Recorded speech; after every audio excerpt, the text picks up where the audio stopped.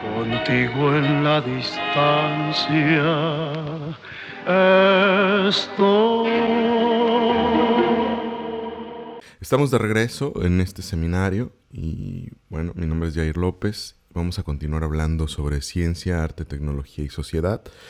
Encaminados en las ciencias de la Tierra, mi práctica se encamina más a usar datos geofísicos, terremotos en específico.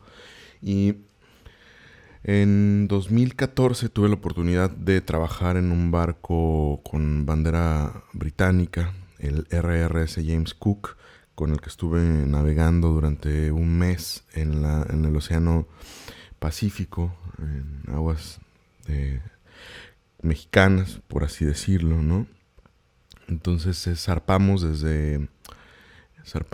en Manzanillo, Colima, y estuvimos navegando el Pacífico hasta la proximidad de las Islas Marías, haciendo un estudio multidisciplinario geofísico con varios métodos para tratar de obtener más información sobre un punto que es de interés ahorita para los científicos, que se hace referencia a una subducción de dos bloques tectónicos. Entonces, a bordo me encontré yo con este barógrafo analógico que usa este tambor y este cabezal que va pintando sobre el papel día por día. Cada una de estas hojas dura una semana y eso le sirve al capitán y a la tripulación a bordo encargadas en el puente para determinar o saber, tener más pistas de cómo será el tiempo, ¿no? Lo que está graficando este dispositivo son cambios en la presión atmosférica. Y para mí, de entrada, cuando empezaba a ver como que salían tickets con información de diferentes fuentes, cuando empezaba como a ver estos dispositivos graficando, en un principio no entendía, entonces iba como preguntando, atando cabos y teniendo más pistas, pero para mí era algo evidente que era muy musical, ¿no? Entonces quiero mostrarles un proyecto que hice con el flautista Wilfrido Terrazas que se llama Escudo Torre, y este proyecto lo trabajamos con estas partituras gráficas que se desprenden de estas mediciones. Yo tuve la fortuna de poder quedarme estas mediciones, las originales, ¿no? Le pregunté a Nick que si podía conservarlas al segundo oficial, y claro, me dijo que sí. Entonces me las traje a casa y es algo como que aún conservo y estoy como muy enamorado. Las digitalicé y de ahí parte para tener como toda un discurso, ¿no? Se las voy a mostrar y también les voy a mostrar primer, el primer la primera presentación que tuvo Escudo Torre. El concierto de Escudo Torre sucedió en Guadalajara. Nos reunimos Wilfrido Terrazas y yo en la ciudad de Guadalajara para participar en un ciclo que se llamaba Sonoridades en el Bosque. Y esta grabación es en vivo en el bosque de Colomos. Apoyados en ese entonces, este proyecto de Sonoridades en el Bosque, que realizaba el gestor tapatío Javier Audirac, y apoyado por un espacio importantísimo para la ciudad de Guadalajara, que es Laboratorio Sensorial, en la ciudad de Guadalajara, que ha sido el espacio semillero, uno de los espacios independientes más importantes para la experimentación sonora y también para la experimentación en general, ¿no?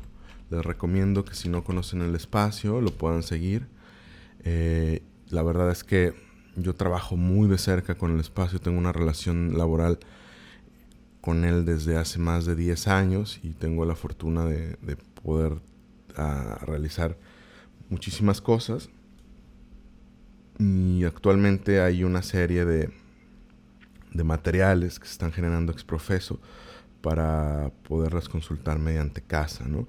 En 2017 se hizo una exposición donde se habla del espacio, ¿no? Se celebran estos 10 años y además se hace como el recuento de los años y los daños, por así decirlo, ¿no? Hay listas de reproducción, cosas de archivo. En 2010 se trabajó en conjunto con un proyecto que yo generé que se llama Sociacusia, que era un ciclo de artes sonoras y música electroacústica. La verdad es que tengo que dar todo el crédito a la inspiración que el CEMAS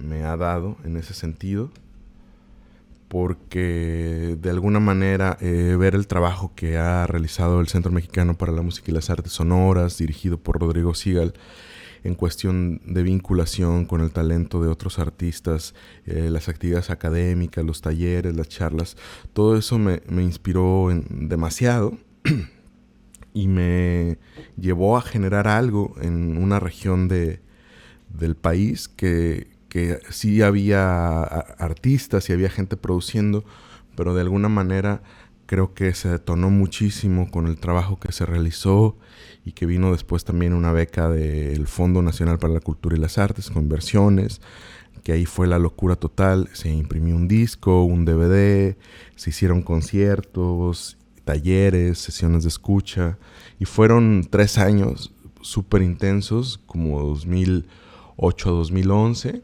Y bueno, pues claro, mucha gente con la que colaboro y a la que invité a que hiciera cosas con nosotros, la he conocido en el CEMAS, ¿no? Tanto en el Festival Visiones Sonoras, que abro como paréntesis para invitarlos a que se den la vuelta a la página del CEMAS. Ahí estará, no sé si cuando vean esto esté aún la convocatoria abierta, pero siempre, año con año, se celebra el festival, ¿no? Ya se celebraron los 15 años y es un espacio perfecto para la vinculación, para conocer amigos, para hacer mancuerna, para escuchar cosas nuevas, ¿no? La verdad es muy, muy inspirador. Con Escudo Torre les voy a mostrar un poco cómo se editó en la disquera mexicana Suplex. Es documento en vivo y sale justamente de la transformación de estas partituras, ¿no? Estos son como los créditos y hay otra carpeta con más fotografías. Esto fue publicado en la disquera mexicana Suplex, que lleva a Diego Martínez en la ciudad de Guadalajara, y él también hizo el diseño, ¿no? Estos son es como la documentación del en vivo. En ese entonces se pretendía que hubiera video en tiempo real, pero la tecnología era demasiado nueva y demasiado precaria en ese entonces a mí se me ocurrió utilizar un Apple TV para hacer un streaming inalámbrico del video, y en algún momento falló y me quedé sin video, ¿no? Pero además la sala donde tocamos era un espacio abierto que tenía demasiada iluminación, que no se tomó mucho en cuenta lo del video. Pero bueno, no siempre se puede realizar un proyecto en las mejores condiciones. Pero fuera de eso, lo musical me dejó a mí muy, muy contento. Y después tuve la oportunidad de hacer como una edición de este material, y ustedes lo van a estar viendo porque lo estamos compartiendo a través de esta plataforma, y se llama Tugboat Captain, que yo digo que es como un documental electroacústico sin personajes y sin diálogos, y es una bitácora de viaje en diferentes barcos, incluyendo el James Cook, que ya mencioné antes, y algunos barcos de la Armada Mexicana. Bueno, él es el flautista y compositor mexicano, improvisador Wilfrido Terrazas, que es una parte importante dentro de la experimentación en nuestro país y que además ha incentivado a muchísimos compositores jóvenes a través del estreno de su obra. Yo conocí a Wilfrido cuando estaba componiendo una pieza para flauta y fue enriquecedor trabajar con él como con tanta flexibilidad, como con tanta disposición. Y a partir de eso nos hicimos amigos por su proyecto La Generación Espontánea, justo con esta locura que les platicaba de Sociacusia, el laboratorio sensorial. Vinieron en 2011 a la ciudad de Guadalajara, 2010. Hicieron una intervención en la zona metropolitana, en Tonalá, en un kiosco, y fue como una locura increíble. Bueno, este soy yo y este es como un estilo de lo que pasó. Vamos a ver la documentación de Escudo Torre. Soy gente de Puerto, crecí en la bella Cenicienta del Pacífico, ¿no? Bueno, la gente de la costa del Pacífico tiene cosas de ese tipo, ¿no? Como la perla de Occidente y la bella Cenicienta del Pacífico. Soy ensenadense, entonces un ensenadense y un tapatío colaborando, haciendo interdisciplina, música electroacústica, etc. Entonces es el punto de partida, nuestras experiencias en relación al mar, para presentar este concierto. Las imágenes que van a ver tienen que ver con el mar, lo que vamos a hacer en nivel de sonido también. Y bueno, una cosa importante que tengo que decir son los agradecimientos. Vamos, digamos, desde el orden federal hasta el orden local, ¿no? ¿Les parece? Entonces, en primer lugar, el agradecimiento para el FONCA, el Fondo Nacional para la Cultura y las Artes, del cual soy becario. Muchas gracias, FONCA. Por favor, que siga fluyendo ese recurso. Gracias. Y en segundo lugar, el Ayuntamiento de Guadalajara, la Secretaría de Cultura, muchas gracias por las facilidades para realizar este concierto. Un agradecimiento especial a Javier Audirac. Y también hay que agradecer, desde luego, al Laboratorio Sensorial y a toda la otra gente que hace posible que estemos nosotros aquí. Yair viene desde Puerto Vallarta, donde está ahora basado, y yo desde la Ciudad de México. Y bueno, entonces este es el dúo Escudo Torre para ustedes.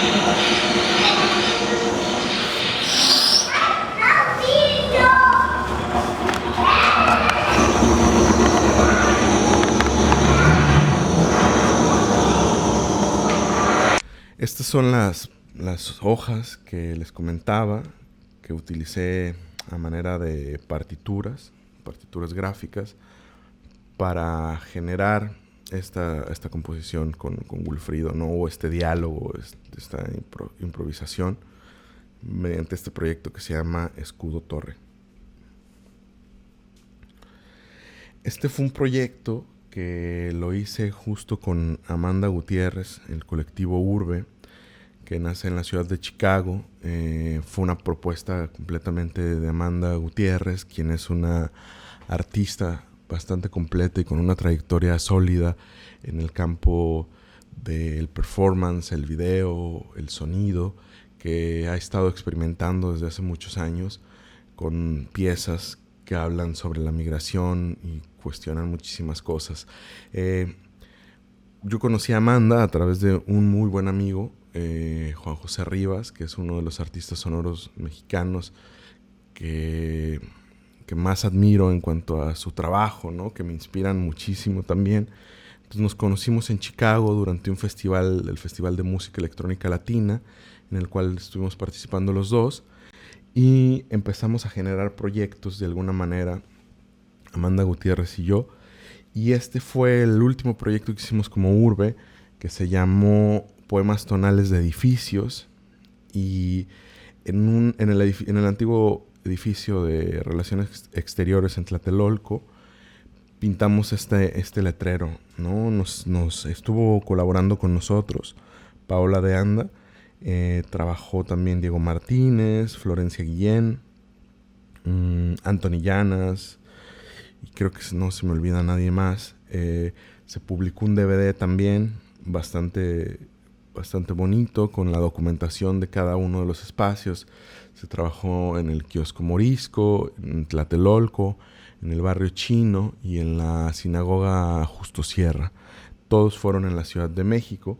Y antes, el primer episodio de Urbe se trabajó en la ciudad de Chicago. Amanda propuso hablar de la ciudad de Chicago y de una zona que estaba en el abandono o en el desuso de alguna manera. Entonces, en esta exhibición o en este proyecto trabajamos con Darío Bernal Villegas, percusionista de la Ciudad de México, con el que se trabajó esta partitura gráfica de manera muy naive, muy sencilla. Se usó el sismograma de 1985 del terremoto que sacudió a la Ciudad de México en septiembre. Y yo puse algunas indicaciones y algunas figuras que después Darío interpretaba mediante un performance. La documentación es del performance de Urbe en esta exposición que fue abierta al público. Había video, había piezas, instalación, ¿no? Y también este performance con Darío. Y estos personajes que encontramos alrededor del edificio en Tlatelolco, y que eran maestros de box, y los decidimos incorporar de manera directa a este ejercicio. Entonces, Darío subió corriendo, creo que eran 12 pisos o 7 pisos, luego hizo un poco de cuerda, y ellos le pusieron las vendoletas, ¿no? Para empezar a hacer su performance, y se las quitaron. Ahí está como un poco el arranque de la pieza. De alguna manera, jugando con diferentes soportes, he estado trabajando. Estas fueron unas fotografías analógicas que tomé con una cámara Diana, ¿no? Que es una cámara de película de 120, que hace una réplica de unas cámaras japonesas de los años 60, 70, y que pues fue puesta comercialmente o revivida por esta marca o empresa, iniciativa que se llama Lomography. Y bueno, pues soy como aficionado a la fotografía, y mediante los viajes en el barco realicé algunas fotografías. Esta es una fotografía que tomó un buen amigo, el teniente Sócrates, de la Secretaría de Marina, justo cuando estamos en la primera estación que se instaló, la primera estación sísmica en las Islas Marías. Es el equipo de trabajo, la Isla María Madre. Cuando yo hacía la maestría en geofísica como parte de las actividades, me tocó hacer bastante trabajo de campo y esa fue la primera estación que instalamos. Ahí estamos recogiendo los datos sísmicos. Se fijan, la instalación es un panel solar que alimenta una batería y esa batería alimenta esa cajita verde que podemos ver afuera, que es la computadora o el data logger. Y bueno, ese data logger tiene conectados 2 sensores y algo que es importantísimo es una antena GPS también, ¿no? Este es el ARM Holsinger en uno de los barcos que estuve navegando de la Armada de México. Esta es una foto del puerto de Valleto, donde estaban los complejos penitenciarios. Actualmente, pues no sé cómo sea la cuestión, ¿no? Si están habilitados ya para... No tengo información, pero en ese entonces, 2014, funcionaba como una ciudad donde había diferentes centros penitenciarios. Además había una base de la Secretaría de Marina y bueno, nosotros llegamos a través de este barco militar, durmiendo en el barco. Hacíamos expediciones de 3 a 4 días y nos movíamos alrededor de las diferentes islas. Por ejemplo, esta es María Cleofas, que María Cleofas y María Magdalena están completamente deshabitadas. Ahí estamos haciendo el trabajo de reconocimiento del terreno para ir a instalar o recoger datos de otra estación. Ese es el proceso básico, ¿no? De hacer una estación, cavar un pozo, meter este tambo de plástico azul, poner una placa de concreto para sentar bien el sensor. Esta es una estación que se instaló en el Ceboruco, ¿no? En un volcán en Nayarit. Es como una placa ya de concreto colada, ¿no? Y bueno, pues habría como que ponerle candado y todas estas cosas, porque a pesar de que se instalan en terrenos alejados y donde se supone que no hay acceso tan fácil, se sufren algunos desperfectos, ¿no? O robos también. Ahí estoy dando mantenimiento a una de las antenas de radio para poder transmitir los datos. Durante este proyecto, que se llamó Zujal, se hicieron también... Los terremotos pueden ser creados son creados de manera natural, pero pueden también ser creados por una fuente, que en este caso puede ser un martillo, vibración, un golpe, un peso o una explosión. Entonces, alrededor del mundo está la GSN, que es la Global Seismic Network, y fue creada justamente con el propósito de monitorear actividad nuclear de manera clandestina alrededor del mundo. ¿Y eso por qué? Porque cuando hay un terremoto o cuando hay una explosión nuclear, es energía que se está liberando y se está registrando en los sismógrafos alrededor del mundo, y estos pueden al ser analizados por los especialistas, determinar si es un terremoto o si es una explosión y de dónde viene y quién la está provocando, ¿no? Entonces, estos pozos fueron pozos de 100 metros de profundidad con 1 tonelada de explosivo. Se utilizaron como fuentes para mapear o para tener información de una región en específico, donde en tierra se instalaron más de 100 estaciones sísmicas para poder tener todos estos datos. Entonces ahí está el equipo de voladuras, ¿no? Este es el procedimiento. Al último se tapa con grava y bueno, pues se siente una cosa impresionante. Esto se hizo en el estado de Jalisco. Estas son unas gráficas. Estas son unas gráficas que quiero compartir, que son como parte de mi tesis de maestría, Y aquí hice un modelo en 2 dimensiones, un modelo de velocidades de ondas P. Las ondas sísmicas se dividen por internas y externas. Las internas encontramos la onda P y la onda S. P por primaria y S por secundaria, demasiado básico, y se diferencian una de la otra por el cambio de amplitud, es decir, la P arriba primero, pero tiene menor amplitud que la S, que es la secundaria. Y también las ondas de superficie, que son la Rayleigh y las Loeb. Entonces aquí estuve haciendo un trazado de fases mediante este modelo aquí es donde se está describiendo qué es cada una de las nomenclaturas, ¿no? Por ejemplo, P3, refracción en la capa 3, P3P, una reflexión en la discontinuidad entre la capa 3 y la 4. Entonces, todo esto fue para generar un modelo de velocidades y de espesores que lo hice con 6 estaciones durante este proyecto SUJAL, y todo el procesado de datos y el modelo tuve la oportunidad de realizarlo en la Universidad Complutense de Madrid. Durante mucho tiempo me he dedicado a generar una colección de errores que son desde textos, documentos, glitches de sonido, de video, pantallazos. Entonces estuve recolectando algunas gráficas que me encontraba en los laboratorios de geofísica de la Universidad de Guadalajara y de la Universidad Complutense. Gráficas que realmente no entendía, pero que me parecían interesantes, ¿no? O estos mensajes que no sabía en realidad lo que la máquina estaba queriéndome decir.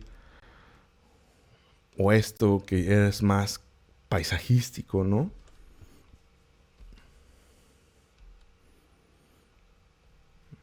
Totalmente un error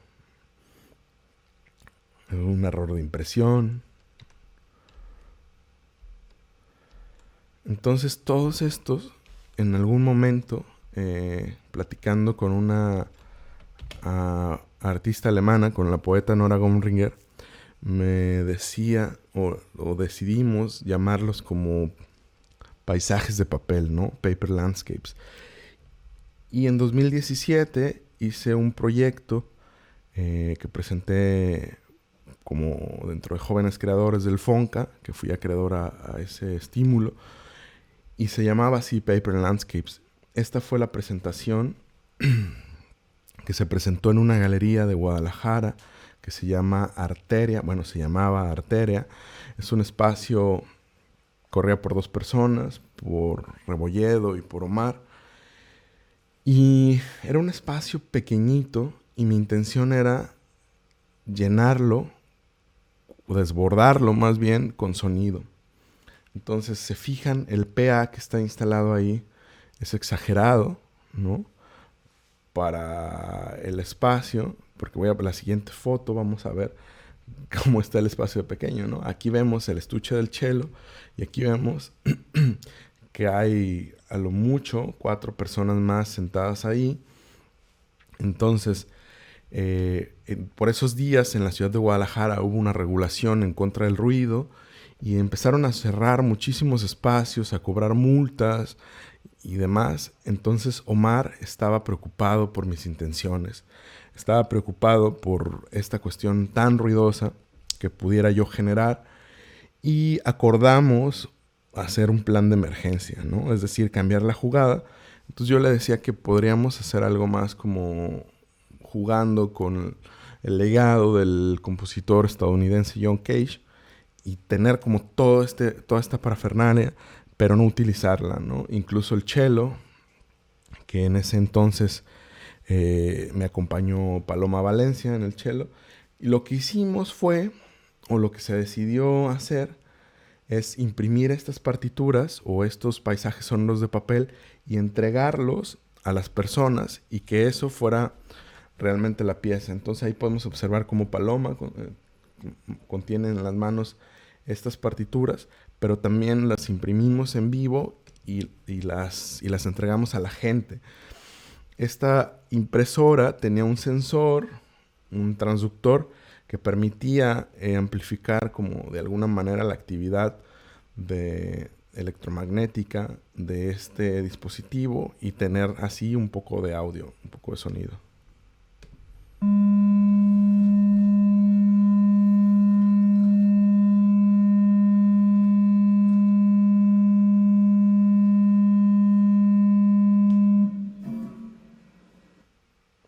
Claro, eso solamente mientras estaba imprimiendo, ¿no?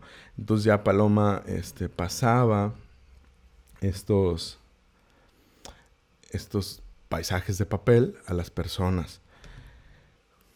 Esta fotografía es parte de una serie que se llama Movimiento, de 2017, justo cuando estaba terminando de escribir mi libro, Los terremotos no matan, los edificios sí, que por cierto lo terminé de escribir en una residencia en Puerto Vallarta, bueno, en Cabo Corrientes, en un lugar bonito que voy a hablar de él más adelante, que se llama Casitas Maraica. Pero justamente estaba en la Ciudad de México trabajando con un colega, amigo y compositor, y él salió ese día, que era el día de que se conmemoraba el terremoto del 85, había habido simulacro y toda esta cuestión. Y él decidió que tenía que ir a hacer varios mandados y yo preferí permanecer en casa porque estaba un poco atrasado con la escritura y debía trabajar. Entonces, al momento que me levanto de la silla para estirarme un poco, después de haber estado un rato en la compu, observé que estaba ocurriendo algo y estaban ahí Silvia y Rafa. Y les dije, oigan, está temblando. Y se vino como todo este movimiento brusco. Salimos al jardín. Y después de 1 o 2 días yo tuve que regresar con mucha premura y un poco de emergencia a Guadalajara por cuestiones familiares. Y al momento como que de despedirme de la Ciudad de México, de dejarla, hice esta serie de fotografías en el aeropuerto que no tienen ningún proceso digital de postproducción. Es decir, como que el glitch o el movimiento que se ve es un truco de engañar al sensor, ¿no? Mediante una toma barrida, pero no tienen nada de postproducción, ni ningún software, ni nada. Esta pieza es una mutación de 1985, una pieza que inició como un script de computadora que arrojaba el texto en pantalla mientras yo hacía una improvisación sonora, y en algún momento, de manera aleatoria, hacía un terremoto dentro del sistema y cerraba. Rompía el programa con el que yo estaba haciendo sonido y me quedaba mudo y ahí terminaba la pieza. Entonces, ese texto lo recuperé de algunos videos que obtuve en YouTube mediante entrevistas que hice en Tlatelolco y anécdotas contadas por los padres de algunos amigos. Lo transcribí e hice una historia de manera aleatoria en algunos casos, que se complementó con el trabajo de Urbe, incluso con un video de Amanda y un patch que tiraba los textos de manera aleatoria. Entonces, inspirado un poco, había leído, me gusta mucho toda la relación que tiene el mar, y estaba inspirado en el Cuaderno de Faros de Yasmina Barrera, o Jasmina, que se publicó hace como 2 o 3 años, y es como esta obsesión de ella por los faros y los lugares que tienen faros, ¿no? Y pues es mi obsesión un poco por el mar y por la metáfora y lo poético. Y entonces me quise pensar este letrero como un faro que alumbra el océano de una manera muy poco potente, pero muy fuerte de manera metafórica, y pudiera alumbrar el océano durante las noches y ayudar a los navegantes a encontrar el camino. Entonces, en Casitas Marayka presenté esa pieza que se instalaba durante el día en esta área de la casa, que además eran intervenciones a estas casitas. Es un hotel, es un club de playa, bastante cómodo, pero bastante simple, si podría decirse, ¿no? No tenemos nada más de lujo más que la naturaleza. Está entre la selva y el océano. Entonces, aquí justamente en esta parte es donde yo instalaba el letrero durante las noches y daba hacia el frente. Bueno, y con toda esta información generada y esto que les hablaba hace un momento, que estaba escribiendo un libro cuando ocurrió el terremoto en la Ciudad de México. El título del libro es Los terremotos no matan, los edificios sí. Esta es una edición que se hizo en noviembre de 2017, impresa en risografía. Se tiraron 200 ejemplares, de los cuales está agotado, ya ni siquiera yo tengo ninguno. Y conceptualmente, el libro es un barco, por eso inicia con el nombre de la parte frontal del barco, que es la proa, ¿no? Y también tiene un poco de poesía, de crónica, aventuras, recopilación de las piezas que he estado haciendo. Esta foto ya la vimos con anterior, pero aquí tiene como la información tal cual, ¿no? Que fue en el piso 12. Entonces fueron 12 pisos los que tuvo que subir Darío corriendo. Fue buen calentamiento para él. Y la foto y el registro fue por Sonia Gadez y el video por Amanda Gutiérrez, ¿no? Y bueno, pues es crónica, ¿no? ¿Cómo llegué yo a las ciencias de la Tierra? Porque siempre me preguntan las personas qué tiene que ver mi grado en licenciado o en ingeniero con los terremotos y las ciencias de la Tierra, ¿no? Pero yo creo que más bien está encaminado hacia una cuestión de conjuntar, ¿no? De algo más multidisciplinario. Y esta frase de Murray Schafer me encantó, que dice que antes del nacimiento de las ciencias de la Tierra, el hombre vivía en una tierra encantada, ¿no? Es decir, pues sí, llena de mitos, llena de cuestiones que se asumían, que se creían. Este es un modelo del interior de la Tierra, ¿no? Donde nos dice que hay más de 6.378 kilómetros y nos muestra las capas, algunas... No, no tiene discontinuidades, solamente corteza, manto inferior. No se observa el mojo, ni la shadow zone, ni nada. Esta fotografía es en el Laboratorio de Geofísica de Madrid, en la Complutense. Esto es un mapa donde se representan todos los perfiles y el trabajo que se realizó con el experimento Sujal. Esas 3 estrellas en color rojo son las detonaciones que se hicieron, que ya les conté antes. Y es lo que se ve así encimado, como esos triangulitos, que yo sé que son triangulitos, pero no se distinguen en morado. Son las estaciones temporales que se pusieron. Esto blanco es la línea del perfil que yo trabajé para mi tesis. Y bueno, estas son otras líneas que tienen que ver con las diferentes técnicas. Esa foto la vimos anteriormente, esta también. El teniente Sócrates, María Magdalena.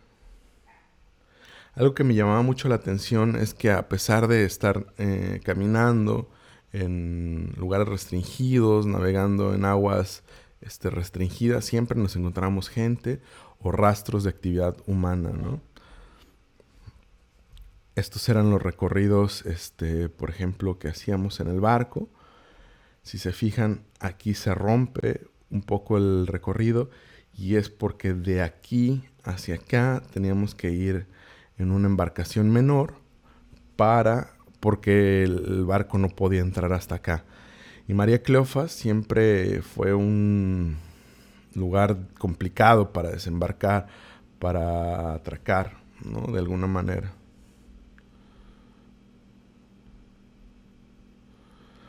ahí estoy yo limpiando unos chivos para la birria. Y este es un certificado de singladuras que es como, pues cada que navegas millas tiene como algún valor, ¿no? Oficial. Y aquí obtuve 4 singladuras por haber estado navegando con esta tripulación 127 millas. Me dieron un reconocimiento por mi buena conducta, ¿no? Por haber navegado con ellos en enero de 2014. Las fotos que vimos antes. Estas cuestiones que me encontré en María Madre, ¿no? Por ejemplo, como cementario de carrocería de jeeps. Esta escultura en Laguna del Toro, que es donde están, no sé si han escuchado hablar que los internos de Islas Marías trabajan la madera. Pues aquí en Laguna del Toro es la colonia donde están trabajando todas las artesanías. Fue un certificado de unos cursos que tomé en Mazatlán y que tenía que acreditar para poderme subir al barco británico. Y fue como una cuestión también bastante divertida porque fui en Mazatlán a un estudio fotográfico. Me tenía la barba muy larga y no me quería rasurar para tomarme las fotos. Y fui a pedirles que me hicieran un Photoshop, ¿no? Entonces realmente, no, pues no soy yo. Es el James Cook, la tripulación, ¿no? Era un tablero donde estaban las fotos de todos. Y aquí esta persona tuvo que bajar del barco por enfermedad.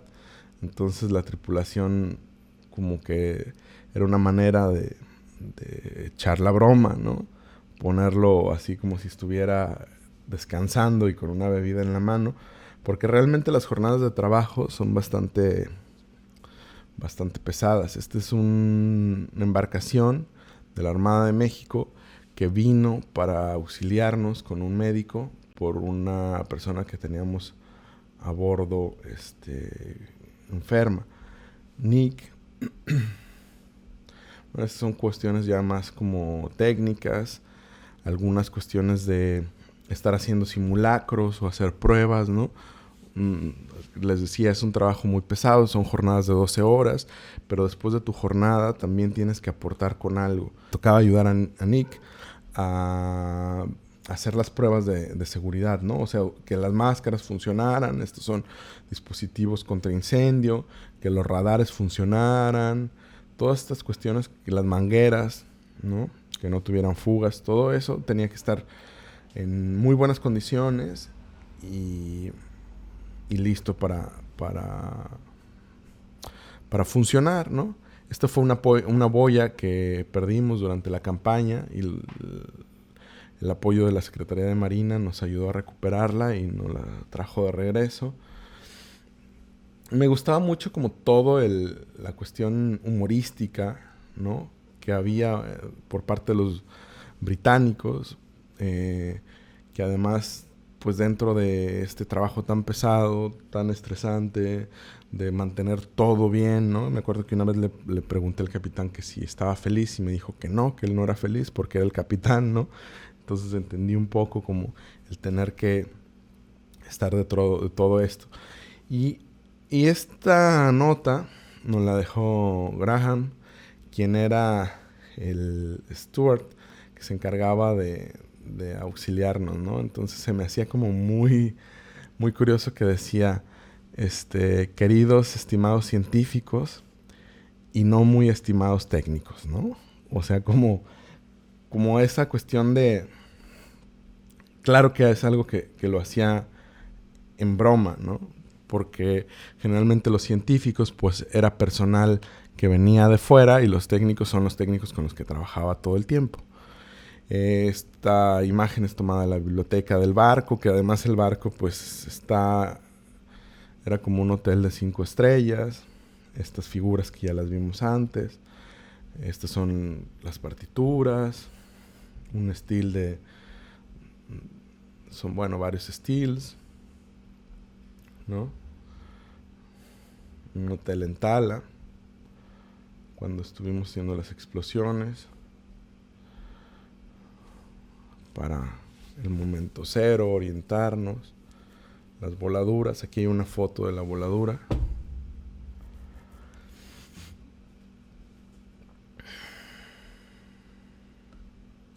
Esta es la parte de medio del libro, por eso tiene las bandas de babor y estribor. Bueno, hay muchísimas cosas que hemos estado revisando alrededor de que podrían estar aquí, ¿no? Es como un procesado, cómo se fue construyendo el modelo, ajustando los rayos, el trazado, los paisajes de papel, partituras gráficas, Wilfrido y yo, con otra pieza que hicimos con escudo torre, otros errores de graficado, ¿no? Aquí estas líneas tendrían que ser grandes círculos, pero se caen, se pican de una manera. Todos estos mapas se generan con código, entonces es también como divertido estar jugando con el código, ¿no? Y engañar a la computadora, o esos errores o descuidos que podemos obtener a través de una equivocación, a través del error. Esta es la 1985, la primera versión de la pieza, donde les platicaba que en algún momento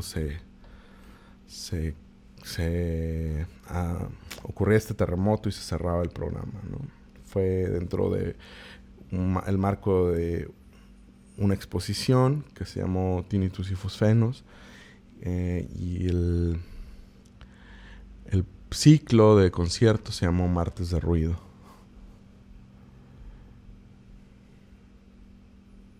Bueno, eso ya lo revisamos con Darío.